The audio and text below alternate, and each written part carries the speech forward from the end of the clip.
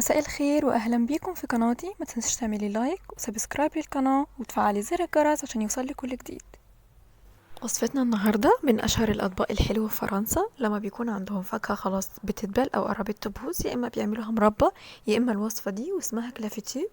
جربيها، هي من احلى الوصفات الشتوية، بتتاكل بقى مع كريمة او ايس كريم. تعالوا مع بعض دلوقتي نشوف المكونات، والمكونات سهلة وبسيطة.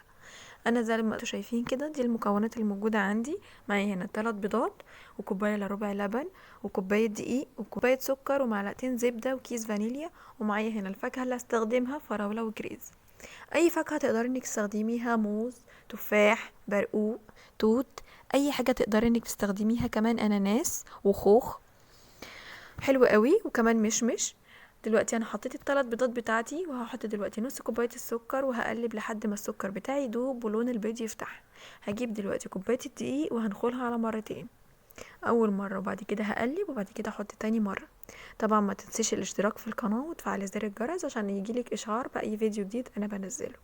ابدا اقلب لحد ما الدقيق بتاعي يتجانس في الخليط بتاعي وما يكتلش. بعد كده هكمل، اديني بعمل النخله التانية كمان للدقيق اللي باقي الدقيق اللي معايا. بعد كده هبدأ اقلب لحد ما الدقيق بتاعي يختفي في الخليط بتاعي زي ما انتوا شايفين كده معايا. دلوقتي بقى هجيب الزبدة واحط عليها حوالي معلقتين من الزبدة، المعلقة الاولى والمعلقة التانية، وهقلب. الطريقة سهلة وبسيطة، مش قادرة اقول لكم حلوة قد ايه. بتتقدم بقى بتتاكل سخنة مع الايس كريم او القشطة. انا بصراحة هنا كمان عملتها بالقشطة، قدمتها كمان مع القشطة حلوة قوي. دلوقتي انا حطيت كيس الفانيليا، واحط دلوقتي كوباية الا ربع من اللبن.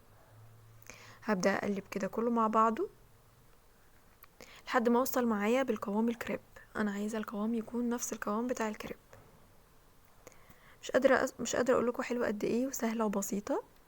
معايا هنا الطاجن بتاعي او البايركس المتوفر عندك، وهبدا ادهنه بالزبده بالشكل دوت. هجيب بقى دلوقتي سكر وهرش الطاجن بتاعي من كل الجوانب السكر بتاعي. هجيب بقى الفاكهه وهنزل بيها في الطاجن او في البايركس، وهبدا.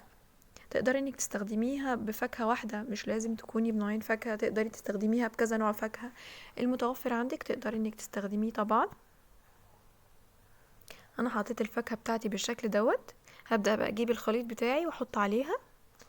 طبعا من اول ما بدأت شغلت الفرن على درجة حرارة 180. هي مش هتاخد معايا وقت خالص في الفرن، هي ما بتاخدش عامة اي وقت، هي هتقعد بالظبط من 30 ل 40 دقيقة في الفرن على درجة حرارة 180. وبعد ما كده، بعد ما تطلع بالشكل دوت، هرش عليها رشة من السكر واحطها تحت الشواية. وخلي بالكوا لحسن بتتحرق، على طول تكوني متابعاها وتطلعيها على طول اول ما تاخد معايا اللون. وده كان شكل الطبق بتاعي بعد ما قدمته بالشكل دوت. جربوها بجد حلوة قوي قوي، هتعجبكم.